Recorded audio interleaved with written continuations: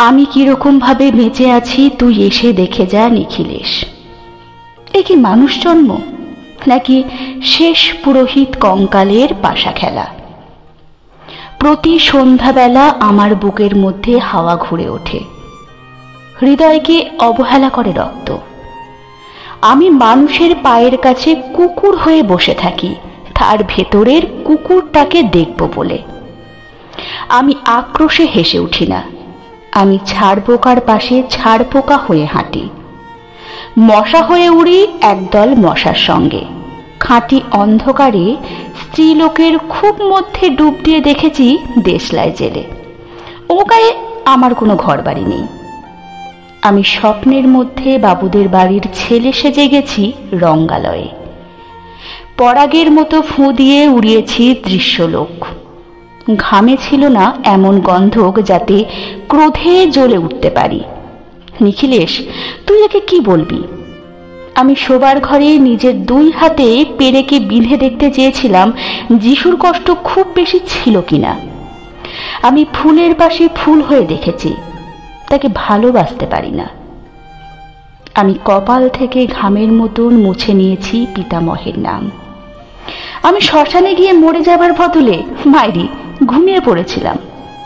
নিখিলেশ, আমি এই রকম ভাবে বেঁচে আছি।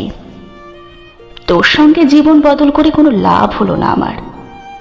হে কি নদীর তরঙ্গে ছেলেবেলার মতো ডুব সাঁতার, অথবা চশমা বদলের মতো কয়েক মিনিট আলোড়ন, অথবা গভীর রাত্রে সঙ্গমণিরত দম্পতির পায়ে শুয়ে পুনরায় জন্মভিক্ষা? কেননা সময় নেই। আমার ঘরের দেওয়ালের চুন ভাঙা দাগটিও বড় প্রিয়। মৃত গাছটির পাশে উত্তরের হাওয়ায় কিছুটা মায়া লেগে আছে। ভুল নাম ভুল স্বপ্ন থেকে বাইরে এসে দেখি উইপোকায় খেয়ে গেছে চিঠির বান্ডিল। তবুও অক্লেশে হলুদকে হলুদ বলে ডাকতে পারি। আমি সর্বস্ব বন্ধক দিয়ে একবার একটি মুহূর্ত চেয়েছিলাম, একটি ব্যক্তিগত 0 আওয়ার।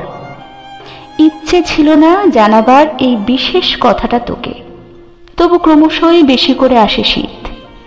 রাত্রে এরকম জলতেষ্টা আর কখনো পেত না।